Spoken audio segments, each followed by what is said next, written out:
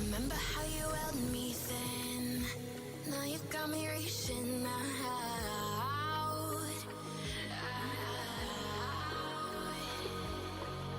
And do you see you got me falling in more times than I can get out.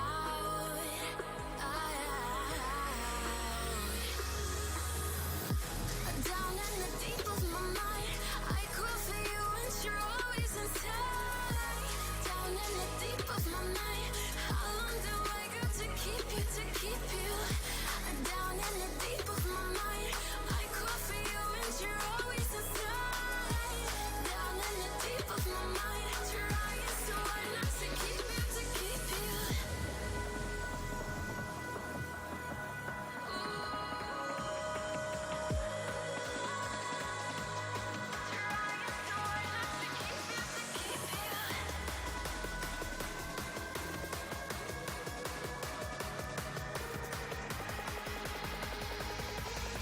How long do I got to keep you, to keep you?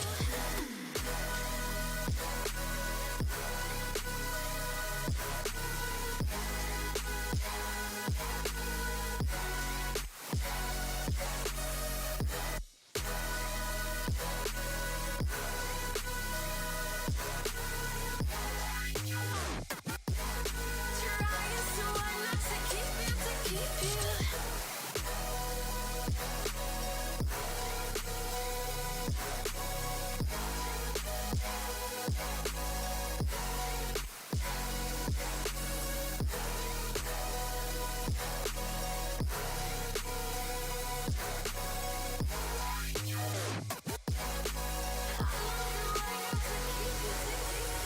Do you remember how you held me then? Now you got me reaching out.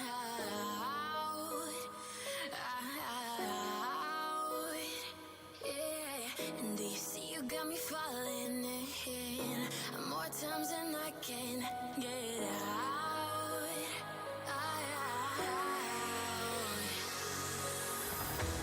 Down in the deep of my mind, I crawl for you and you're always inside. Down in the deep of my mind, how long do I got to keep you, to keep you?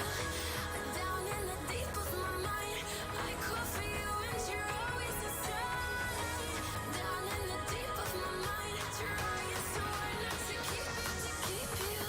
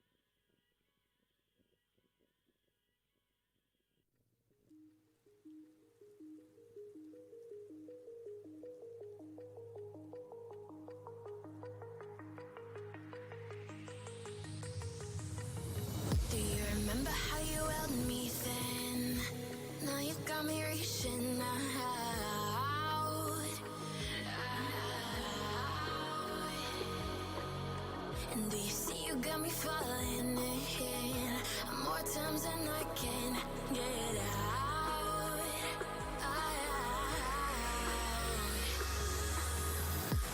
Down in the deep of my mind, I crawl for you and you're always inside. Down in the deep of my mind, how long do I got to keep you, to keep you? Down in the deep of my mind, I crawl for you and you're always inside.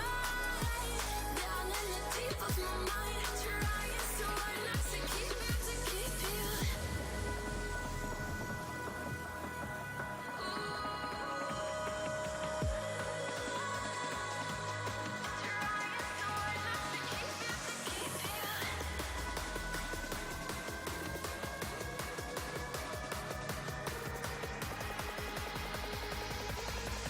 How long do I got to keep you, to keep you?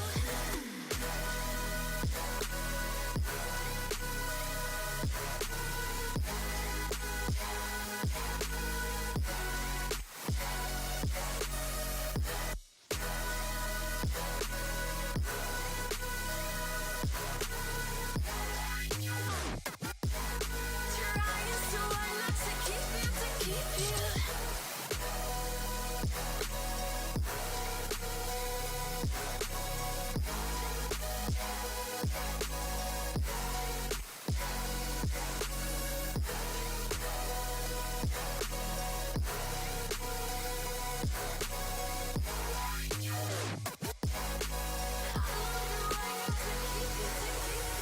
Do you remember how you held me then? Now you got me reaching out.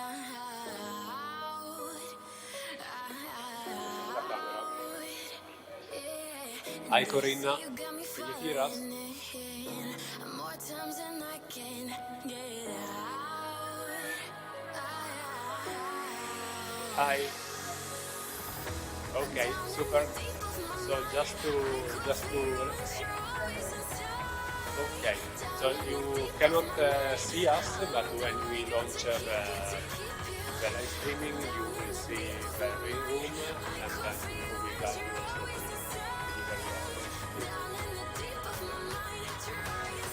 and of course, when you will start to speak, please also open your camera, and so you hear and also broadcast, we can see you. Thanks for joining us.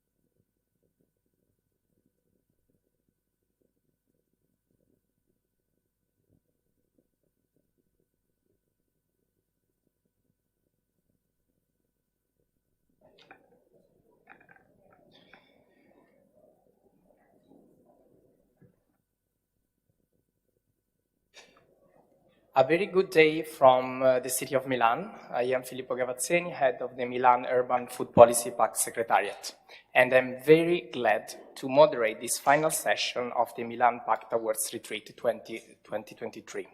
This session has three aims. First of all, to report back to you, our signatory cities, about the Milan Pact Award Retreat. Secondly, to present about the Milan Pact Awards report, which is a key document for us. And third, to launch the fellowship program. Let me greet all the cities that are connected on YouTube, our local partners that join us today in person in the City Hall. It has a very, very, very intense week of knowledge sharing among the 6 winning cities that are here with us. And before telling you more about this amazing week together, let me introduce Ms. Carmela Francesca. She is the Deputy Director General of the City of Milan for her welcoming remarks. Carmela, over to you. Ladies and gentlemen, distinguished guests, and fellow food colleagues, today it's my pleasure to be here in this remarkable event that has just taken place. The Milan Pact Awards Retreat gathered 6 cities from all over the world that have come together to start a journey of innovation and knowledge sharing, working to shape the future of our urban food policies. It's with great pleasure that I extend my congratulations to each one of you. This achievement reminds us of the strong impact that we can have when we work on common goals. The Milan Urban Food Policy Pact has played a central role in bringing New York, Addis Ababa, Rucela, Rosario, Yusu, and London together here in Milan. My gratitude goes to the pioneering cities that believed in the Milan Pact back in 2015. The sharing of best practices among cities is a crucial aspect of this journey. Each city brings the unique experiences to the table, enriching our collective understanding of what can be achieved. By learning from one another, we can accelerate progress and create joint solutions. Through your innovative action, you have become a source of inspiration for all our community. We, medium and large cities, can all play a part in building two concrete actions for replicating their vision. The City of Milan and the Milan Pact Secretariat are willing to support you in this long-term knowledge sharing within the entire Milan Urban Food Policy Pact community. Connecting online, there are officers from all around the world, from Seoul to Rio de Janeiro, from Antananarivo to Bandung, from Dakar to Bangkok, from Copenhagen to Wellington, and so on. Congratulations to all of you, and thank you once again for your commitment. Filippo, I leave it to you.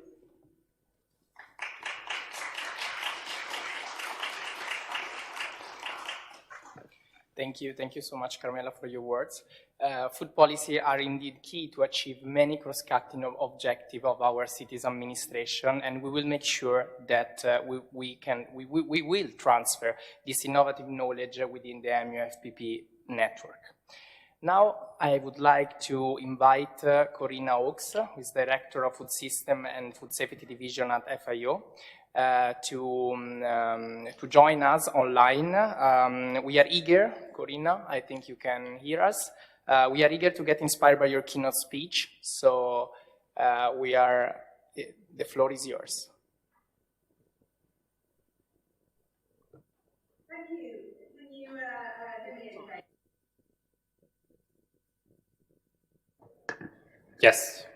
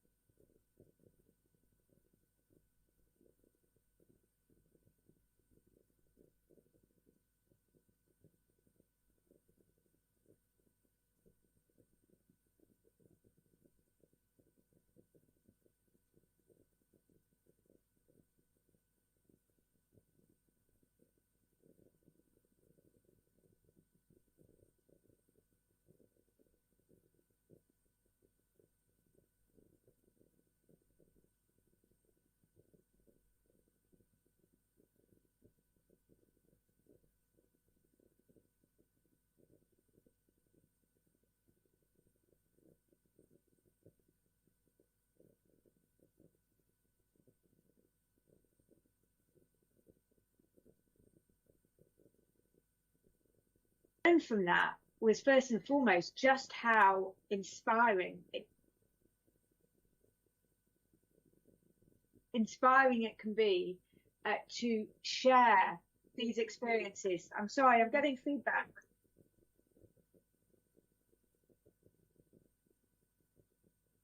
I'll try and continue. I'm not sure why that is. Yes, please continue. Okay, I'll have to try and speak over. I'm hearing myself as I speak. Yeah, I seem to be showing up in Andrea's docs as well as my own, which is why I'm speaking twice. I will try to continue. So I learned that the real power of inspiration of sharing the stories of cities. But there were three things that were also interesting about that process. One is that different cities, but also some different nation states, did then say, right, what can we learn from the situation of Amsterdam about how we can address obesity more effectively? But it was not sustained. The learnings were not sustained. The story disappeared.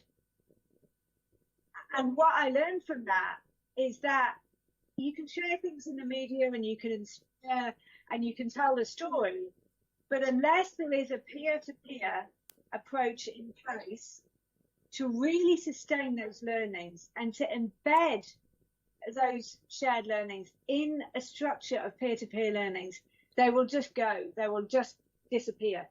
So you can do the inspiration through sharing the story, but it needs a real network, really bringing together sustained effort and resources, proper peer-to-peer processes to really maximize the spread of those learnings. So that was the second thing I learned. Positive on inspiration, but it must be sustained through a peer-to-peer approach. Thirdly, there was the second problem was that a lot of the story and the inspiration came from talking about the impact of what had happened, but there was no evidence actually that the approach that they were taking was responsible for the decline in obesity. From an academic point of view, you couldn't prove cause and effect. And yet, a lot of the emphasis was all about the impact, not on the process. And that told me two things. One is that it's important to understand that often the transformative processes that are happening in cities are about processes. And that's what's transformative. It's when you change the structures and the processes that then needs to change. So there needs to be more emphasis in learning around processes and really focusing on that. But there does also need to be more work measuring the impact of what we're doing and sharing of what cities are doing and sharing that and really bringing on board people who are able to really measure impact, because people really find that inspirational when you're sharing stories. The third learning for me was that that story was not that interesting to the food systems community. It was seen to be a health issue about obesity, even though at least 50% of it, at least 50% was all about food, because it was seen as an issue that was about health, not about food.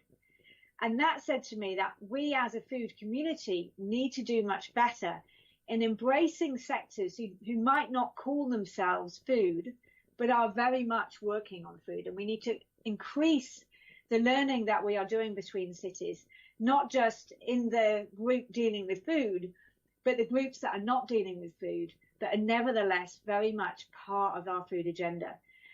So we need to see the way that food is in all policies and bring all of that learning together and encourage the sharing of best practices and shared learning, even more broadly across stakeholders and more broadly across sectors.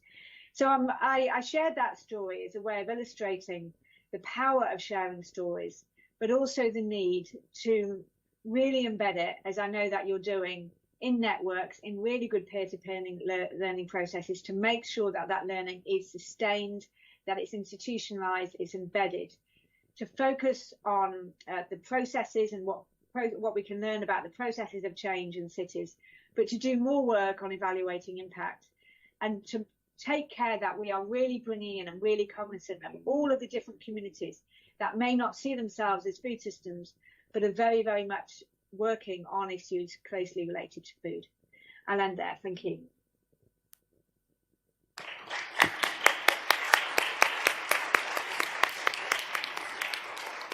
Thank you so much, Corina. FIO is since the very beginning of our journey with us. Many of you will remember the second global forum that took place at FIO headquarters in Rome. So since then, we have tried to innovate the activities of the Milan Pact continuously. And the aim was to transfer learnings and also showcasing to national governments what you just said, showcasing to national governments what cities are doing, the power of sharing stories. This is your sentence. It is key for us, and we will, and this will be also the key when we will present the Milan Pact Awards report, which is, let's say, a compilation of good stories that we would like to share to our community. So thank you so much, Corina. We are looking forward to continuing working with you within the fellowship program. So, what have we done this week? Many things, many things. So we saw each other last time in the beautiful city of Rio de Janeiro during the last Global Forum last October, and you can see a picture of it. In that occasion, we celebrated the Milan Pact Awards ceremony, and we awarded the 6 winning cities that are today together with us.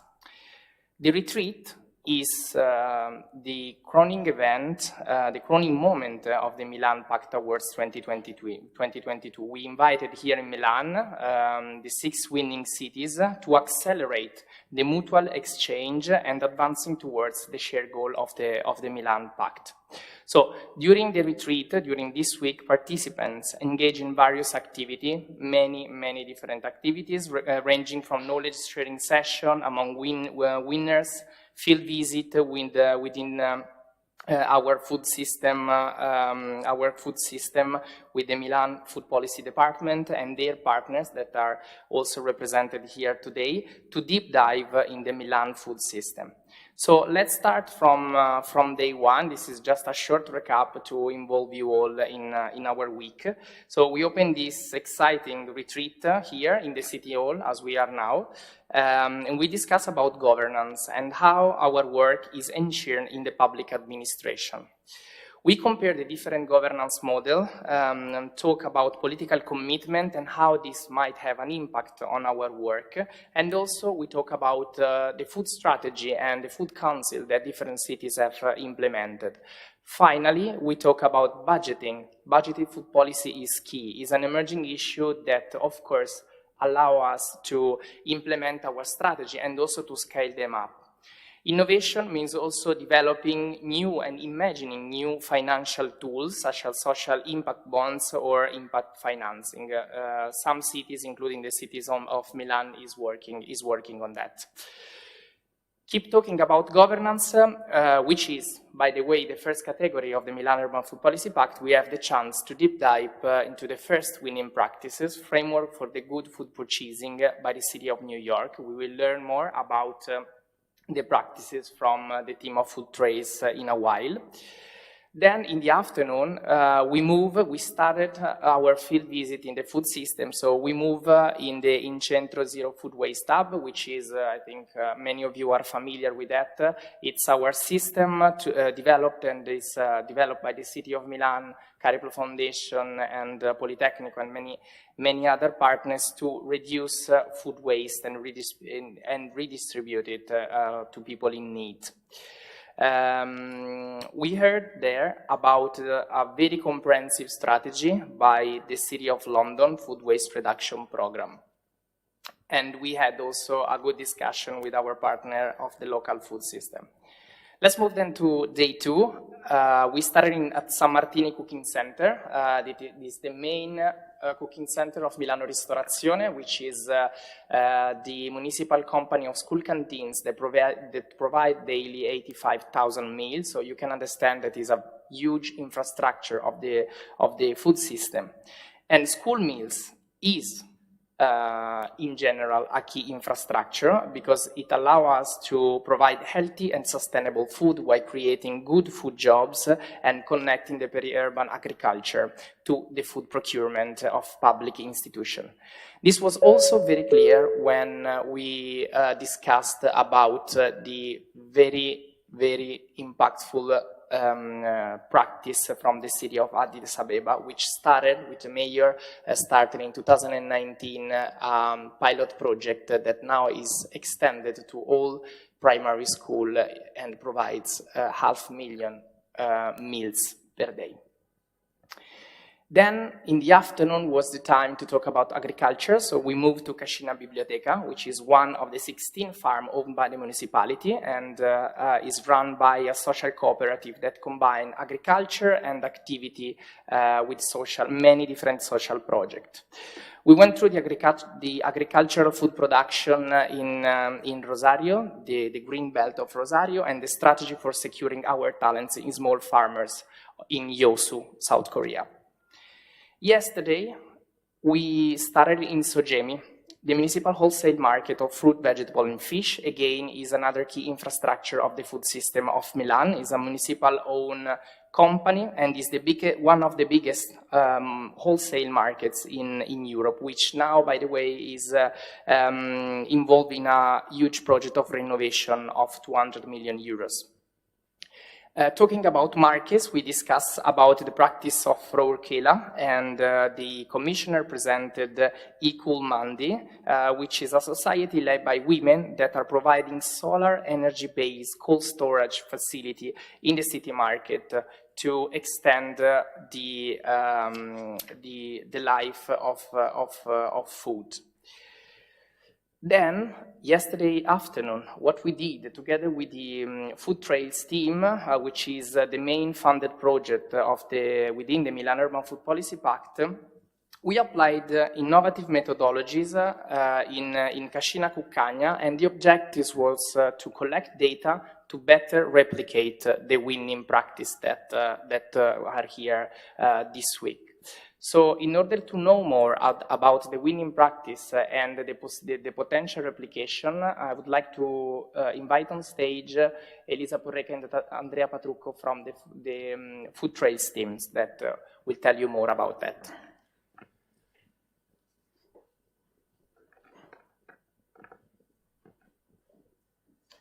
Andrea, over to you. Thank you.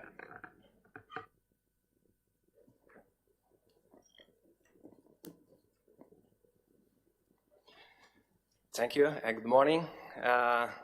First of all, I want to thank all the participants of yesterday. The 6 cities was really supporting us on Food Trails project. Food Trails is a European project. We are leading the project as Municipality of Milan. It's under the umbrella of the Horizon 2020. And as I say, we are working as cities, but also as coordinators of the project. We are very proud to working with other 10 cities to spread the word that food policy are a solution to increase the capacity of the city to have more sustainable and healthy food system in the cities. Of course, we are not just working alone. We are working with other important stakeholders like Eurocities, Slow Food, Foundation Polytechnic, and 3 different universities that support us. The fact that an Horizon project is funded for a city and is led by the city is the main aspect that I want to underline, considering that normally Horizon are coordinated by university. So this city-led is an important aspect that I want to share.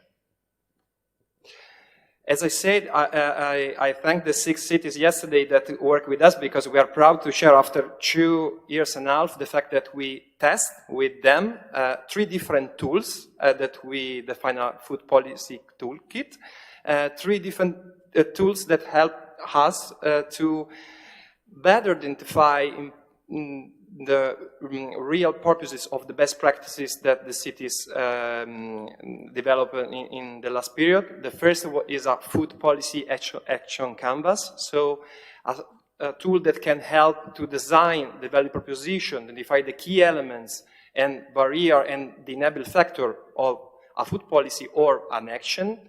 The second is a deep dive on the stakeholder analysis. As you know, food policies need to work on the private and public engagement. So the partnership with the stakeholder is fundamental. We will see the description of the 6 practices and we see how the stakeholders are really crucial to implement all the actions. And the third, but not the least, is how the city can attract investors, how the city can work with private fund, public fund, impact bonds, and identify the specific beneficiaries that is connected to the investment, and what kind of typology of investor. And we have developed, with the support of the Polytechnic of Milan, this toolkit.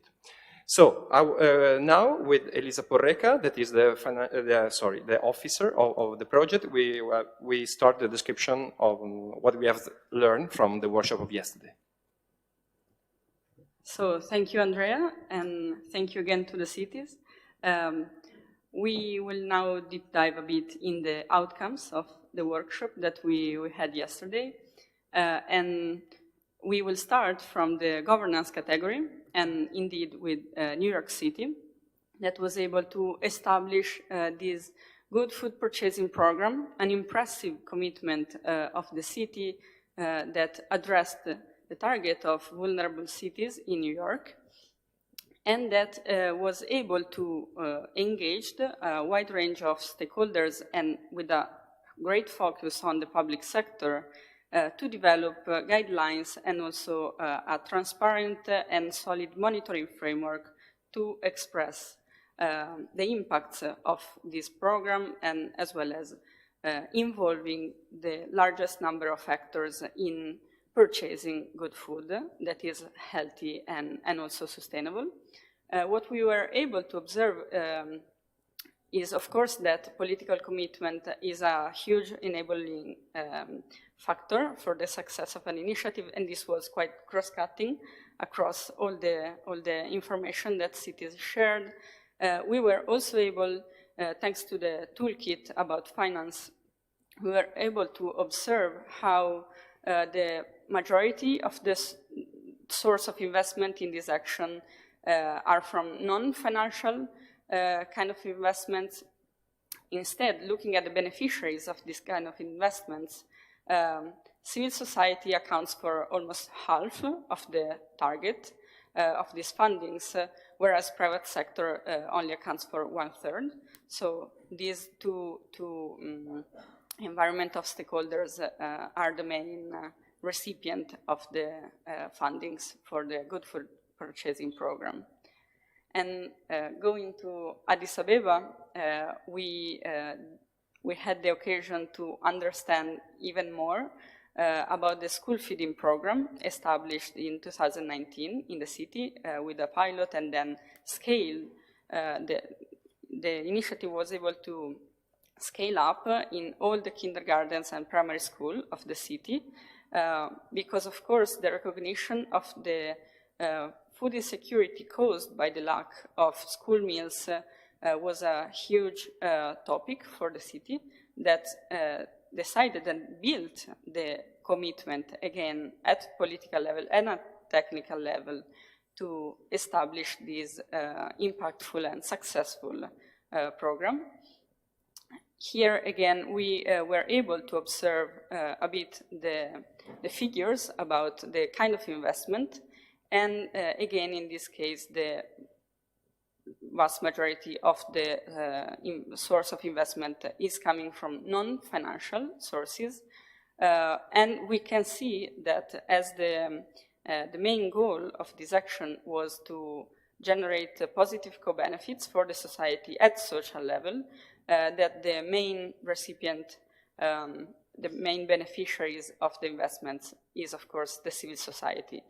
Speaking about students, speaking about families, speaking about women that have been employed in the program. And of course, we have some side beneficiaries coming from the private sector. Now we are moving to Rourkela. It's an Indian city that won this practice under the social economic equity category. This project, Equal Man, this seems a project about technologies, about logistics, but the real core of this action is under the empowerment of women, considering the fact that what we learned from the workshop is that the consensus building that was created with stakeholders, with also farmers, vendors, and the co-creation activities that was done with the Federation Women is the core activity of the practice, and to build a strong community on this. So the involvement of this wide range of actors helped to establish this decentralized cold storage system that is not just an infrastructure, it's an infrastructure that put together people, vulnerable people, and economic private sector. So the figure reflects this indication. Consider 77% is on non-financial sources. Consider that the financial part is more on the technology part, but all the part related to the monitoring, the activities and managing is based on the Women Federation. And of course, the beneficiaries of the investment is half the private sector, as I say, with the vendors, and the civil society with all the vulnerable people engaged in. The next one is in South America, in Rosario. We are in Argentina, and this project is under the category of food production. Rosario had this idea to add the opportunity to offer lands, both in urban area for urban garden, and in peri-urban area is private area, but the idea was to offer opportunity of trainings and improve the skills, the competence of the farmers in a very wide area in the peri-urban area. We are speaking about 800 hectares on the southern part of the city. The interesting aspect that we learned from the workshop is that the cities respond very quickly to this idea of the city to offer to the families the urban garden and to help these trainings on agroecological food production in the peri-urban area. So also in this case, we see that a non-financial investment is more important than the financial investment. I speak about availability of expert, part of the equipment, and of course it's reflecting also how the fact that this kind of investment is reflecting also on the beneficiaries, the civil society and the private sector. Civil society means families that is engaged directly in this process, and private sector mainly in the farmers of the peri-urban areas that are managing the agricultural lands. And now we are moving to the last two cities to wrap up the workshop of yesterday. And now we are speaking about Yeosu in South Korea. So this middle city expressed a very interesting story that is something that we can recall various memories to all of us working in cities during the outbreak of the pandemic. So the initiative that Yeosu provided in the food supply and distribution category of the pact last year and to the awards is indeed connected to the response to the COVID-19 outbreak, because of course so many parts of the society were affected, and in this case we are speaking about the school meals for students that were shut down because of restrictions, and to the possibility that was offered by the connection with local and small farmers in the area. This initiative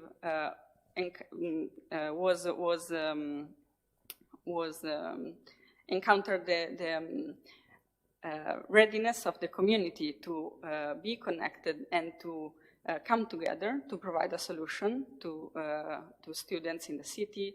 And of course, we observed the huge commitment of the public sector in providing the support and the facilitation on one side for developing the connection, and on the other side in developing a branding that was a key element to the success of also the scale-up of the initiative. In terms of the numbers that we were able to observe in the investment types, this was the only case in which the financial source of investment is higher than the non-financial, one, and this is very interesting. We are planning to deep dive more into it because it was a key, again, for the success, also for the long-term sustainability of this initiative. And as we can imagine, and as we can see, of course, the private sector was the main beneficiary, but not so distant in terms of amount of investment received, as well as the civil society. And last, but absolutely not least, the colleagues of London shared with us in the presentation and yesterday during the workshop the impressive work that they are developing with their food waste reduction program that is a citywide program involving so many stakeholders. The main actors are, of course, the public authority and the local agency for waste, but the environment that they were able to involve in implementing initiatives is, again, very impressive. And the interesting aspect in this work is, of course, that the starting point was the political commitment, but then the approach was developed as a data-driven one, so based on an assessment that gave the understanding of the system and the possibility then to implement more than 20 initiatives, acting at local level, at the borough level of the city, where the private sector involvement was key. And also here, as we observe again that the main source of investment is coming from non-financial sources, and again, speaking about food waste is always speaking about social co-benefits, and we observe that the beneficiaries, the main beneficiaries of the investments are coming from the civil society. So now we thank you for your attention, and we leave the floor again to Filippo. Thank you.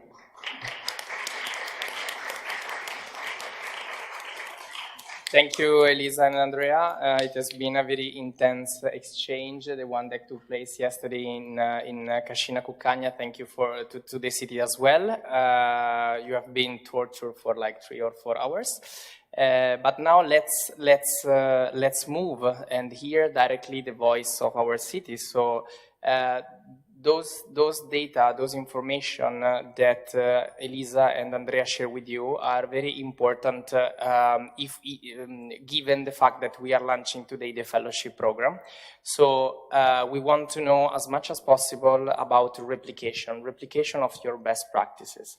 So I would like to ask you the following question. The following question is just one for each of you.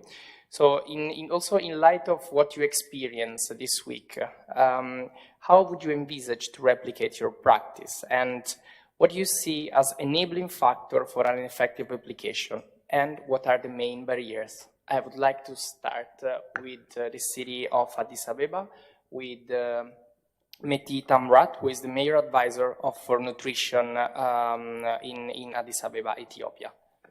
Meti, the floor is yours for 3 to 5 minutes. Thank you. Okay, thank you very much.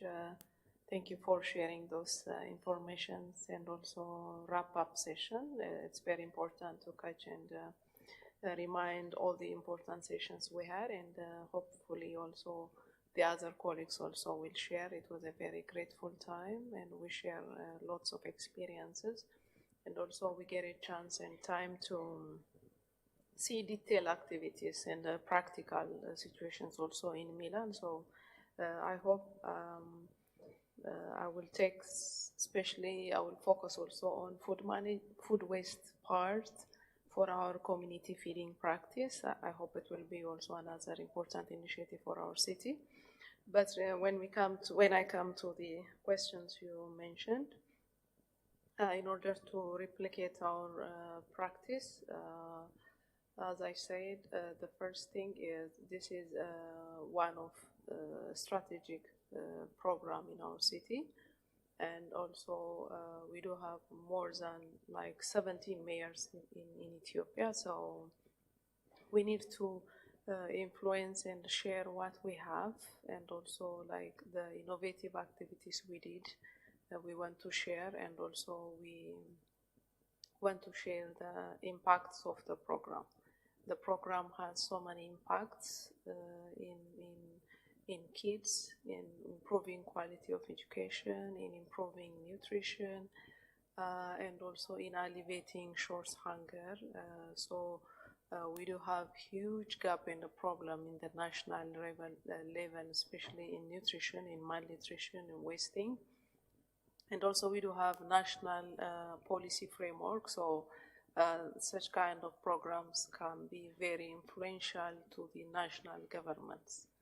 So it shows how cities, local authorities, or how cities can influence the national government. So it's one of the main core points regarding to school feeding program.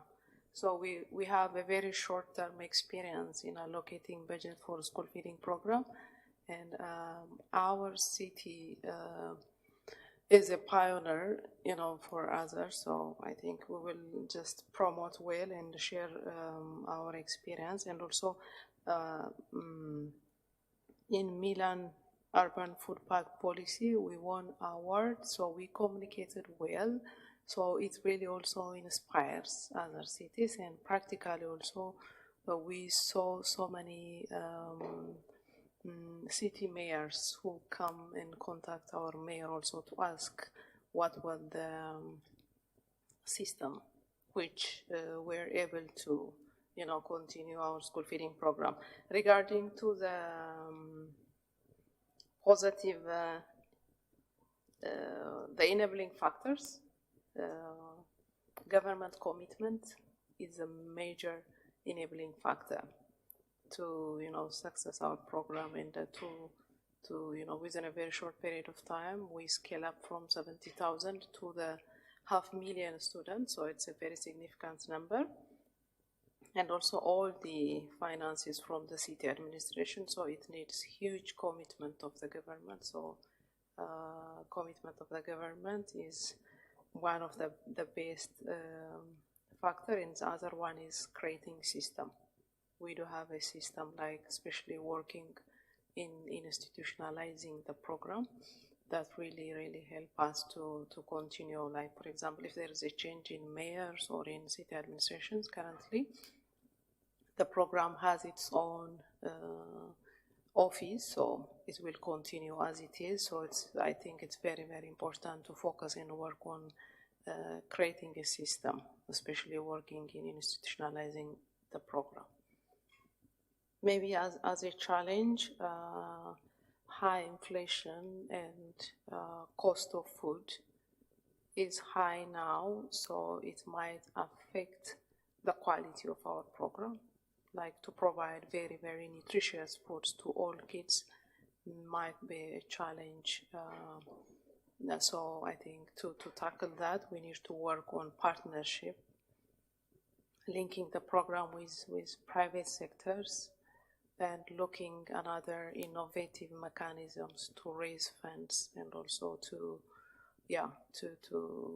work on documentation showing the impact and etc. So thank you so much.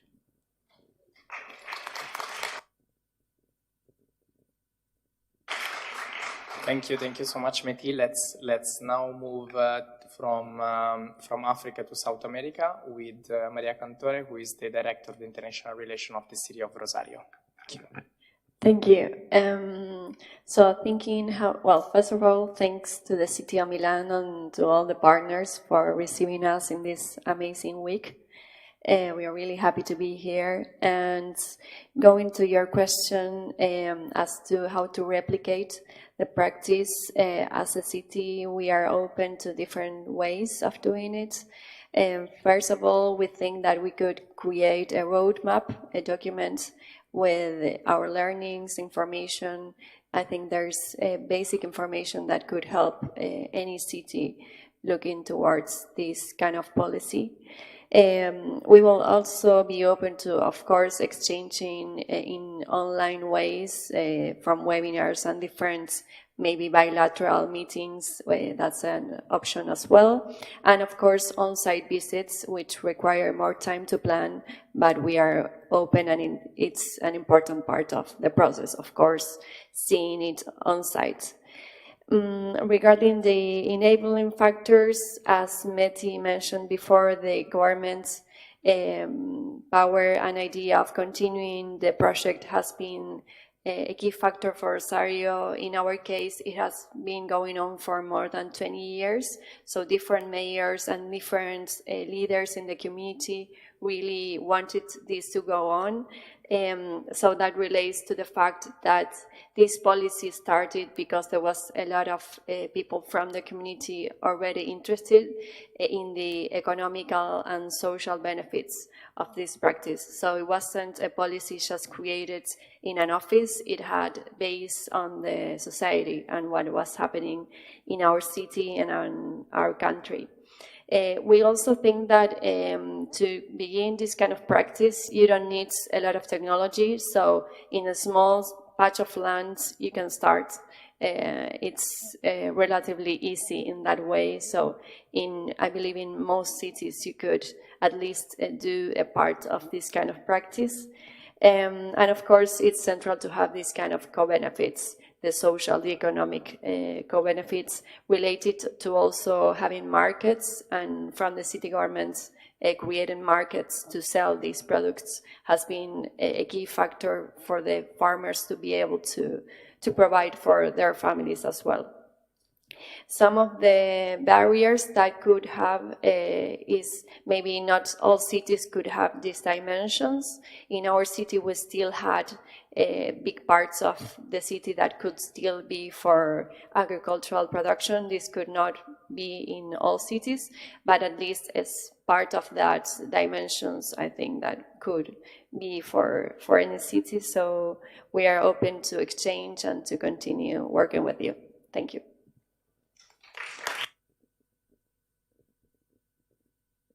Thank you. Thank you so much, Maria. So you mentioned also the organization of on-site visit. I think there will there's some queue for people that wants to join. Thank you so much. Let's now move to South Korea with Seong Won Myung, Deputy Team Chief of the World Island Exhibition. You have the floor. Thank you. Thank you. Well, first of all, I want to just say thank you for everything that I have done here, and then actually you have given us so much knowledge and information, all the kind of stuff. So I really liked it, and I really just got a lot of knowledge in here. Well, frankly speaking, just in our case is very different than others. So, basically, the thing that I came here is actually try to just showcase our studies as a kind of like a consulting stuff. So our case was kind of responsive action, not the kind of basic plan or some type of like a framework structure. So that was our kind of deeper point of view about Milan Pact, and we talk about the supply and chain as well. So it seems like we actually nailed down our problems but everybody has supported at the time. But actually, that actually gave us to enlighten some type of like bright ideas from bottom. I mean, just our city administrators, and not from city mayors. So, in history, our city mayor has not been re-elected at all. So we actually had to have a kind of basement of our administrative role. So what we have done here in this case was to try to just get some point from the stakeholders. So the finding stakeholders was the critical point at the time. And we realized that this is applying this with other cases will just make us think of more and better achievement and opportunities as well. So that was our kind of final goal, and we actually achieved that. So we really hope that just this type of cases could be, lighted to Milan Pact as well. So not only just spending more time and energy, but also spending just kind of small stuff, but it's a critical part of our life. Like it's just depending on our citizens from the kind of like COVID-19.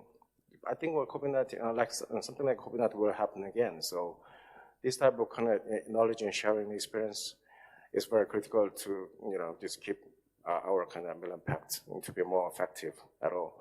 So basically, just what we can do is kind of try to just keep some kind of consultation with them, and that we can just let them know how we have dealt with it and how we organized our kind of ideas and minds. So that was our point. So as I told you before, just we have, I really want to have some type of kind of website which we can just do question and answers and like that real-time situation. But anyhow, just if you have any problem in your city, then we can talk and website. So it's like a Facebook, So there will be a kind of just a really good solution that we can just deal with all the time, just like as we have a barrier in language, because I'm the only one who spoke in English in here, so I mean in South Korean perspective. So well, thank you for everything, and I'm really happy here, and well, I got a lot of knowledge from actually just the webinar. Actually, I didn't expect to have that type of my kind of learning course. So it actually reminds me of my master's course actually. So I really appreciate it, and I will just try to promote a Milan Pact in South Korea, and I will just let other countries and other cities and other countries will participate more. Thank you very much.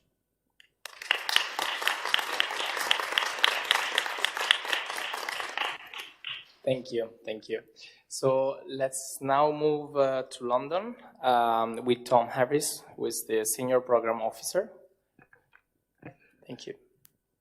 Thank you, and I'd just like to echo the sentiments of my colleagues in thanking the City of Milan for hosting us over the last few days. It's been an extremely educational visit, and I'd also like to thank my colleagues for allowing us to kind of pick your brains on your practices and learn from you. I think that's been one of the real highlights of this week. So to answer your question, Filippo, I think from our perspective, some of the key enabling factors in delivering our work is, I think this echoes what Meti and Maria have said, is having this ambition and this initial spark, and you need that from kind of your local government, your senior government, your officials to really spark that ambition to deliver something along these lines.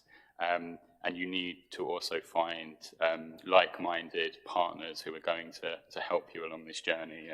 And we've been very lucky in partnering with some very key organisations who have a great wealth of knowledge and understanding, and have helped us to along the journey that we've found ourselves on.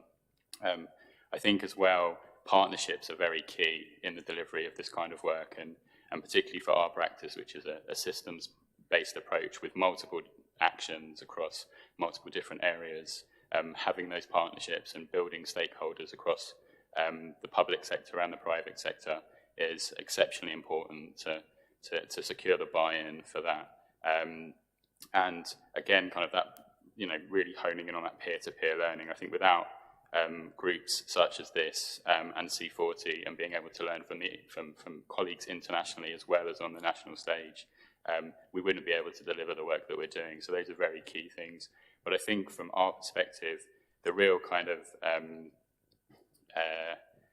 the thing that really kind of accelerated what we were doing was taking a data-led approach and conducting some significant research into the system and where it was being successful, but moreover where it was failing. I'm going to hand over to my colleague Rachel to kind of go into that in a bit more detail. Thank you, Tom, and thank you, Filippo, and others for a fantastic and very, very inspiring week here in Milan. Filippo, you asked an excellent question. What are the enabling factors for successful replication? And I think in London, what makes our approach unique is the systemic and evidence-based approach that we've taken. So in 2020, when we started our practice, London commissioned what was then a first of its kind piece of research, a material flow analysis tracking how food and food-related emissions flow across London's food system. And from this research, we were able to identify key hotspots, key environmental hotspots in London's food system. And we were able to understand what the key levers or leverage points were that could bring about the largest reductions in food waste and food-related emissions. And I think this piece of research, this evidence base that we built at the start, has been a key catalyst for the success of our practice and is a key enabling factor for any other city that wishes to replicate what we've done in London. And I think just to kind of finish off from our side, I think some of the key barriers that we came across, and I think others will identify with these as well. One of the big ones is obviously the investment, and there's never enough money to deliver all of the work that you want to do. So finding that investment, and I think what we've learned from our colleagues here and has been being open-minded in looking at new ways to find investment and thinking outside of the box in that respect, and looking away from the kind of standard funding models that maybe we're all quite wed to. So that has been is a barrier, but is also a real opportunity to look at these things differently. Again, I think I've talked a lot about partnerships, but managing those partnerships can be quite difficult, as we all know. So, a lot of the partners will have competing or conflicting interests. So making sure that you are good at relationship management is a very core skill for this, I would say. And I think also, colleagues touched on the global and external factors that affect cities. And we've talked about the COVID-19 pandemic, and we've talked about inflation across the globe, and that in itself has also been, has a huge impact on our ability to deliver as cities. So I would say those, from our perspective, are probably the three key barriers, although there are others.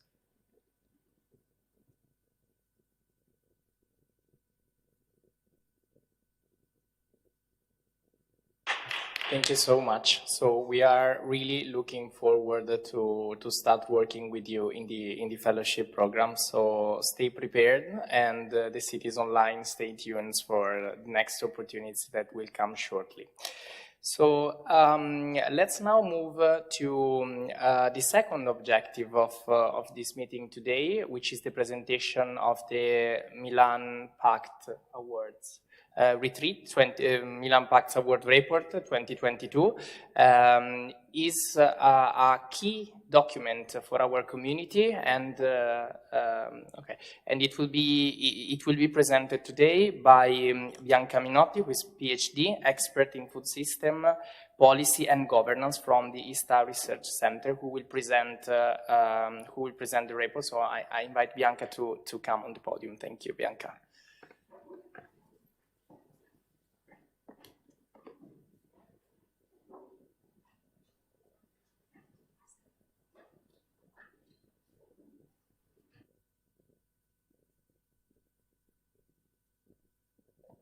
Thank you. Hi, good morning, everybody. Thank you for the introduction. My name is Bianca Minotti. I'm here with my colleagues Andrea Calori and Francesca La Rocca. We are, as Filippo was mentioning, a research and consultancy center. We are independent and non-profit. And I'm here today to present to you our last work for the Milan Urban Food Policy Pact. If you can start the presentation, thank you. Which has been a study about the Milan Pact Awards 2022. Next slide. So the report is full of contents and infographics, not only about winning cities, special mentions, trying to deep dive into the best practices, also among those that didn't win, but can be interesting as sharing practices all over the world. But besides this very important part of the report, we also added some innovative analysis regarding trends. We tried to analyze some key topics, some key trends, for example, regarding SDGs, or actors involved in the different practices. And the type of analysis that we have done has been made from region to region, and from categories to categories. At the end of the presentation, you will have the possibility to download this report. But today I will try to give you a few hints, a few tastes of what's inside of this report, that you will be able to download it from a QR code that is at the end of the presentation. Thank you. So let's start by saying that, of course, as you all know, the Milan Urban Food Policy Pact has been expanding during all these years. Today, it hosts more than 260 cities, and it's interesting to see that not only the number of cities has been increasing, but also the areas in which these cities are present. Next slide. So we tried to give a bit of a glimpse of what has been the previous editions compared to the current one.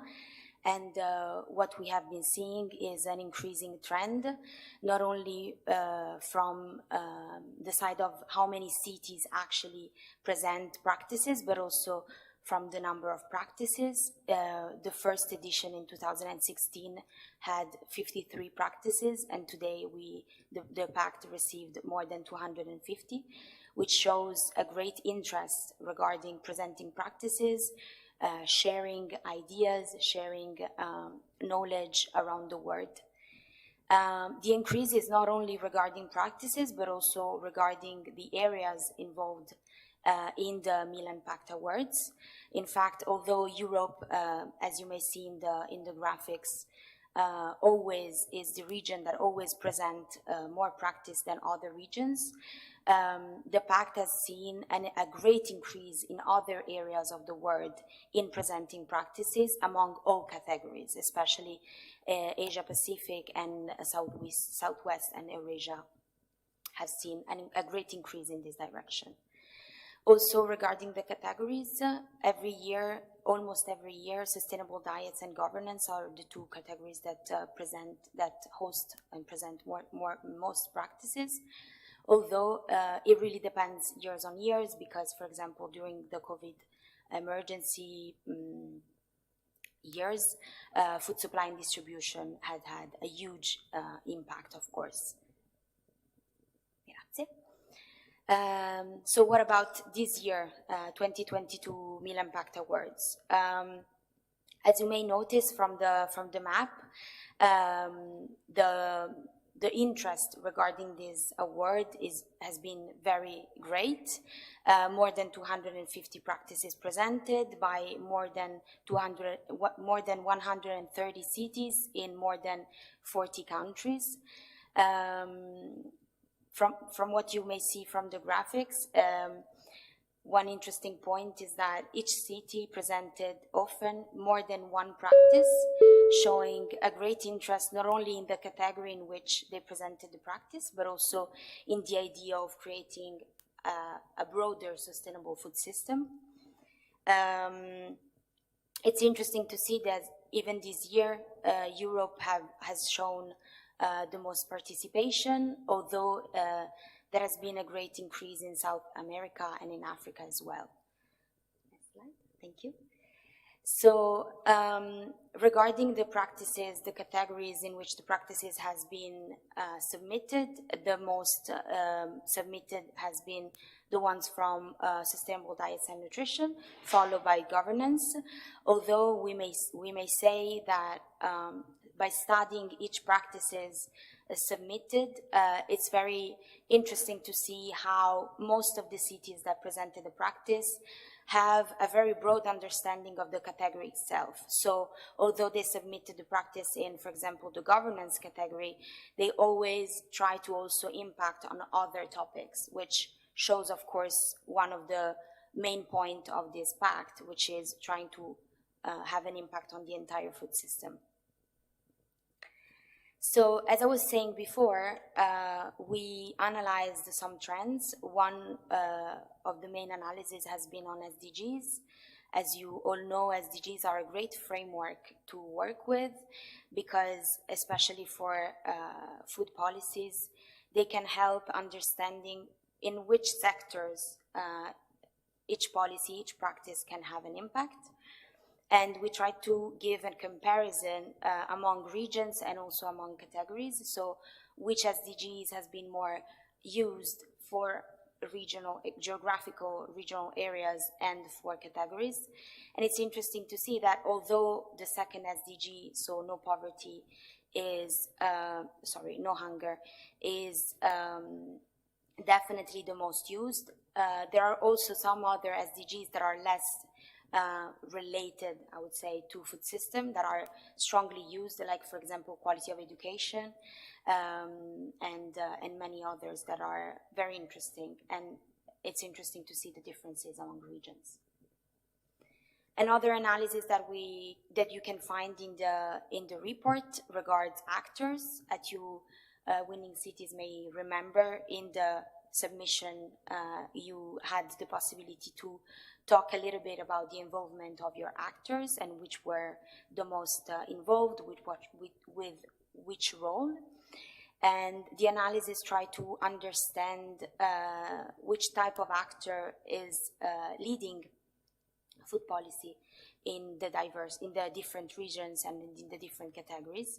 And it has been very interesting to highlight that public institutions, along with a diversity of municipal departments involved, has been the most present, especially in Europe and Asia Pacific, but also in South America. The second type of actor mostly involved are NGOs and CSOs, mostly in South America, North America, but in general, North and Central America, but in general, all over the world. And a quite interesting highlight is the growing interest of the private sector, which has been especially interesting to see in Europe and in North and Central America. So as I was mentioning before, we did the same type of analysis also regarding categories, and therefore it's interesting, you will find it in the report. There has been some comparison among the SDGs used in different categories and the SDGs used in different regions.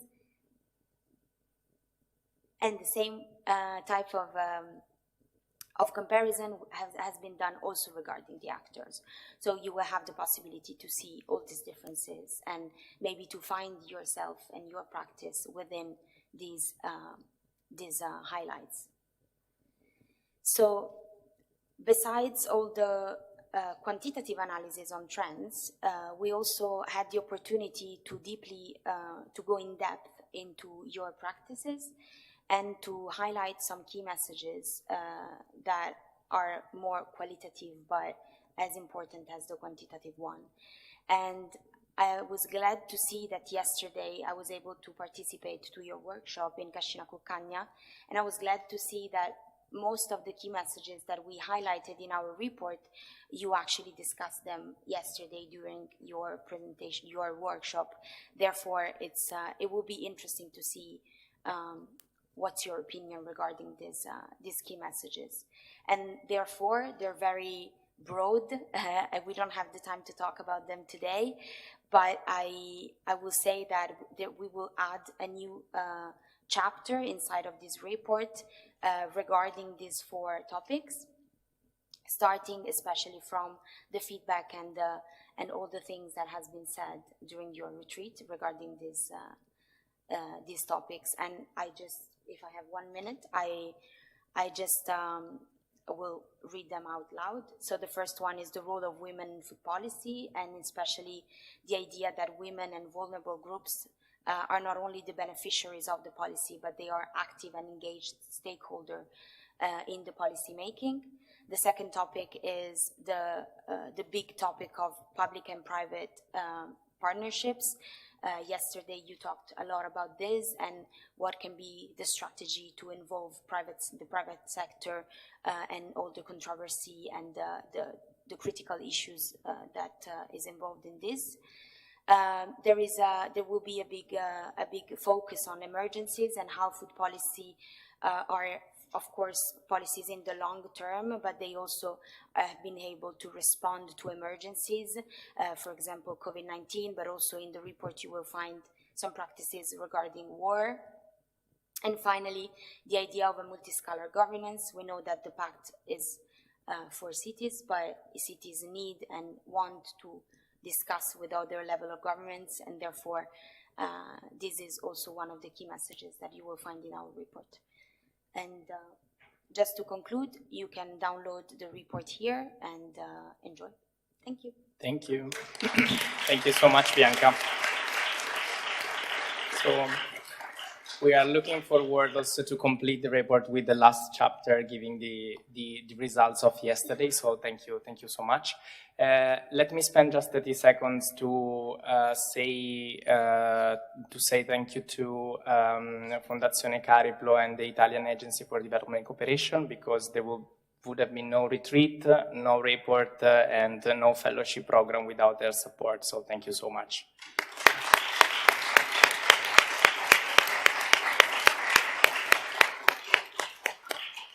Okay, so let's move to the final remarks. So I would like to invite on the podium Valentina Morese, Luca Maestripieri, and Anna Scavuzzo. They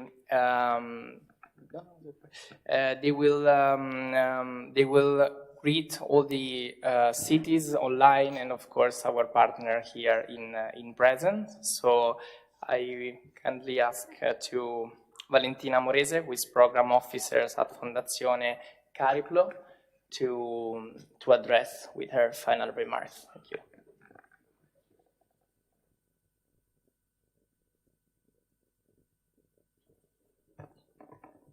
Thank you very much. Thank you very much for having me here and having us, Fondazione Cariplo, here. And I would like to thank you, the Milan municipality, for the hospitality, and the vice mayor for the opportunity and of having this retreat and realizing it in Milan. As you know, this is the first year that we have been organizing this retreat, and for us it has been a great opportunity to meet you all in presence and to have you all here for a week. I hope that you enjoyed Milan. I think it's a great city, but the effort and passion that it dedicates to food system and food policy, it's probably unique. And I hope that you could see it also through the visits, the site visits that you have been experiencing this week. I think that what we learned from each one of you this week for us was really important, and it will help us a lot in the future. And I would really like to thank you all for having the time to dedicate us and sharing your knowledge with us. Fondazione Cariplo and the Milan municipality, since the very beginning of the development of the Milan food policy, use this opportunity as a way to facilitate network and contact across the city and all around the world. And since 2016, with the Milan Pact Awards, we tried to support best practice sharing all across the world. And I think that the tool that the report that has just been presented by Bianca represents a step forward in this direction. We dedicate a lot of time and effort to support knowledge sharing, but I think that the retreat that we had here this week probably is one of the greatest examples of how knowledge can be shared and how boundaries across nations can be overcome. We moved from Korea to America, Africa, passing through India and Europe, and I think that we learned a lot from each other. My last thank goes to the Milan Food Policy Office, Andrea Magarini, and the Milan Secretariat Filippo Gavazzeni, but also to all the other officers that have been working with them to make this week possible. The knowledge and the inputs that you decided to share with us during this week is going to be food for thought for us, for our future and for the development of the fellowship program. And I think that viewing our problems, all the problems from a different perspective during this week, experiencing your experience, it's going to help us to look with a fresh look to our problems and to continue to support the development of a more sustainable and inclusive food system. Thank you.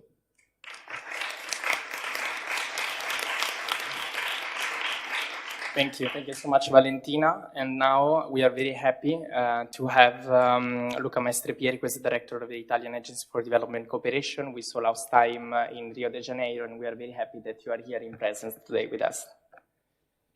Thank you, Filippo, and thank you also to Deputy Mayor Anna Scavuzzo, who invited me to this occasion. I'm very happy to be here. And I am very pleased to be here today, not only to extend my greetings to the signatory cities of the Pact and congratulate once again with the winners of the award, but also to express my sincere appreciation for all the fruitful activities and technical meetings in which our offices had participated this week in your retreat activities. For AIX, being here means continuing to consolidate a relationship with the Milan Pact, which has been formalized by a partnership agreement signed in 2022, but which is based on much more solid foundations, a commonality of values and objectives. I'd also like to recall that since the partnership agreement, AIX joined the committee for the evaluation of practices for the Milan Awards to collect and award good practices among the signatory cities. AIX has found very lively proposals, in particular in area of food production, with very interesting international partner able to support the city in the definition of its food policy and implementation actions. AIX has also had the honor, and myself as well, to participate in the last forum hosted in Rio de Janeiro, representing a unique opportunity to discuss the transformation of food systems. Since its birth and throughout its life, our agency has developed different fields of action which find common ground with the scope of the Milan Pact. Improving our food systems is indeed pivotal and is reinforced by the work that AIX is carrying out on cross-cutting sectors such as environmental, economic, human, and rural development. AIX recognizes the exceptional experience developed by the municipality of Milan since 2015 and the role acquired internationally by the Milan Pact. Similarly, the municipality of Milan has recognized in the agency an essential partner thanks to its field offices around the world and its international network. I would like to reflect for a moment on the value of partnership that is one of the 5 components representing a crucial aspect of the Sustainable Development Goals of the Agenda 2030. In the actions of the Italian Development Cooperation Partnership is key to promote a participatory dimension of the development process in which each partner valorizes its own tools and competencies. The agency has always worked in partnership with a wide range of actors, from local authorities to civil society organizations, academia, research institutes, and private enterprises. Fully in line with this approach, these days have represented a great opportunity to learn from each other for inspiring action of cities, strengthen partnerships, and foster cooperation among all parties to support urban food systems. Before concluding, I would like to point out that the action between AIX and the Milan Pact can be even more effective and synergic in the territories where both are present. The signatory cities where AIX is present with its field offices accounts for 10 out of 19 total field offices that we have around the world. And the list includes cities like Addis Ababa, Dakar, Maputo, Tunis, Havana. If we go further, we notice that there are 23 cities belonging to priority countries of the Italian cooperation and around 50 cities in countries where our agency acts through its programs. We're even more proud to be part of this virtuous circle of sustainable local development that strengthens the food security as well, which has always represented a priority for a sector for ICE and for all the Italian cooperation. In line with the strategic and sectorial priorities of the Italian Development Cooperation, we disbursed in 2021 around 12 million euros for initiatives on food security. In conclusion, our agency recognizes the importance that urban food policies have into the sustainable development process and the key role that cities can play to achieve the goals of Agenda 2030, in particular concerning food security. Cities represent places where the main challenges for sustainability are concentrated and at the same time where innovative solutions and policies are developed. For these reasons, ICE continues supporting the Milan Food Policy Pact, work through the facilitation of contacts and relations with ICE field offices to support urban, peri-urban food policies and promote, where possible, the expansion of signatory cities in partner countries. Thank you very much for your kind attention.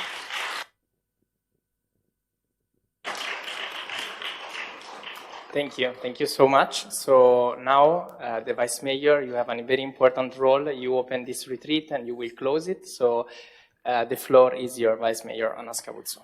Thank you to Filippo Gavazzini. Thank you also for all the days between the opening and the closing remarks, because it's very important also to recognize the responsibility that we share together in all these days. Thank you very much. I would like, first of all, to underline the importance of this meeting for us together. And first of all, I would like to thank formally, but also much more than formally, the International Agency for the Cooperation and Fondazione Caiplo. First of all, because our cooperation is not just formal, and it's not just economic, so they don't give money to sustain and go home, and when you have finished, come back and explain what have you doing. But it's very important, this relationship strictly day by day. Also because I think it's important also to underline the fact that this network is based on voluntary activity from the cities and also from the Secretariat. The responsibility that the municipality of Milan has, because it's not so simple also to organize all this activity, is to create the context in which everyone can do something. So if you want to reach and to be a part of the network, you know that you don't have to give money, but you have to work together with the network itself, not together with Milan, but with the network itself. And I think it's very important also because since the top, we have been doing in this way, and also our relationship is based on a pragmatical approach. So each part of this table has just a role and wants also to underline the importance of the difference that it can make doing something inside. So we propose, first of all, to join, for instance, the jury and the evaluation committee. We try together with Valentina Morese and Andrea Magarini to have a coordinator for this evaluation committee and to spread all information to all the cities. A sort of Creative Commons license for everything is made together with the cities. Also because you have to use exactly as we can do, because we have the responsibility of leading this network, and we can have a very important overview of what happens all over the world, but we want to share everything we can see from our point of view together with each city. This is the first retreat and the first fellowship program that we want to share with all the cities of the networks. And then I have some points to underline also because, as Filippo Gavazzini mentioned, this is a very special day because we closed the Milan Pact Words Retreat. We want to each other thanks for this exchange and also in some way share the responsibility to carry on also with your politician and your politics reference, because it's very important this relationship between everyone is in charge in this topic, because it is from a technical point of view, from an advisory point of view, because in different ways you are responsible for your part of the action, but it's very important to have a very and close relation with the political responsibility of the cities. And this is the reason why we want to underline that this network of mayors is a network of cities, and mayors are responsible for the entire context of their cities. I think that we had a very successful exchange. I hope that also your idea after this period could be positive as mine. And I deeply thank all the partners also here in Milan that help us to present the activities we are dealing with, also listening to yours, because in this exchange we can move together also to improve our food policy here in Milan. The fellowship program is open. We would like to think about this fellowship program as an innovative initiative fostering the exchange of best practices. This is the sentence that we will use also to describe to other people. And this kind of effort, sharing among cities dedicated to advance food policies, because we are at the starting point of a new activity we wanted to carry on. So you had the award last year, but the time is not over for that policies, and the goal is after us and not behind. The fellowship program stands from the need the city have expressed in being supported in their capacity, and from the mission of the Milan Urban Food Policy Pact Secretary in facilitating signatories cities' demands. So if you want that our network is composed by cities very active, we would like also to understand how to, in a useful way, give some help to be active, and also to share best practices for some cities that is going to start. I think it's a very important role that we can share all together. We want to valorizing the effort of the cities of the network by applying to one or more Milan Pact editions, and through sharing with their peers this knowledge and expertise. First of all, thinking about the cities in your countries, in your regional area, but thinking also on a very special consideration that's useful for mayors. Maybe all over the world could be one city similar to you. So you can find something similar near to you, but also something very far from you can fix exactly your shape, and could be interesting also to keep in touch with different realities that can be useful to be copied also, and to be as an example for you. This activity for the fellowship program is not something that we have to think about for the future, but we know how to build up this fellowship program, because we want to promote field visits, webinars, workshops, online and in-person training, peer-to-peer exchanging, participation in research, mapping activities, publication, networking opportunities, joint organizing events, organization on national dialogues. Everything can be a part of the way in which you join the fellowship program. So it's quite clear, not something so philosophical that you have to understand how. Very similar also to the experience you shared together with us in this week, but trying to do with other cities. Maybe they never have this kind of activities before, or in other fields they had the chance to have an exchange of practice, a good practice, but never in the field of food policies. I think that we have some map to show.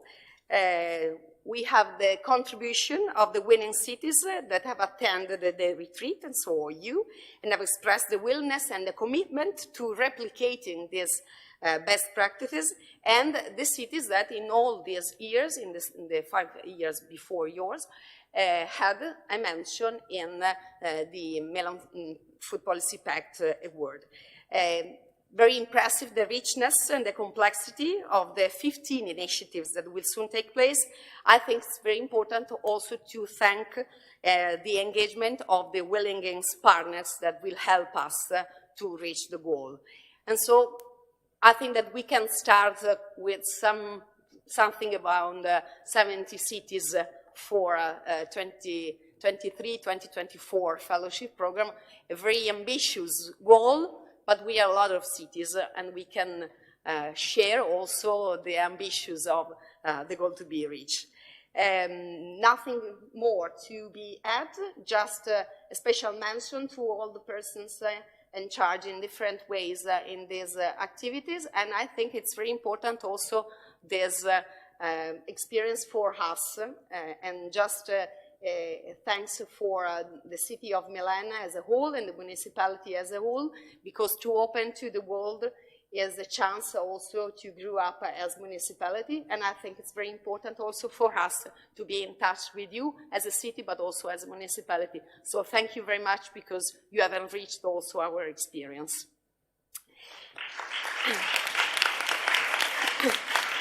Let me close these remarks also with a special thanks to Mr. Mastropieri, because he's at the end of his in charge in the agency, and I'm very happy that we can have the chance also to say our thanks in person, and also best wishes for your next activity. The importance of the cooperation between entities is very, from a political point of view, very high and very important, but also in person makes the difference. So thank you very much. And at the same time, I would like to mention also Fondazione Cariplo, because they have a change in the presidency. And today in the morning, I was with the new president of Fondazione Cariplo. We had an exchange between the Forum del Cibo last month, and I'm very happy to renew the interest that Fondazione Cariplo confirmed to us, and so I think that we can carry on exactly as in the past, also in this exchange of presidency. Thank you very much, and go away with a good remembrance of Milan, and come back whenever you want. Thank you. Thank you, Vice Mayor. Thank you, everyone. Thank you, all the people that are here today, all the Milan PAC Secretariat, and all the colleagues that make this retreat possible, and to the cities that are connected online. Stay tuned for the fellowship program. Thank you, everyone. Un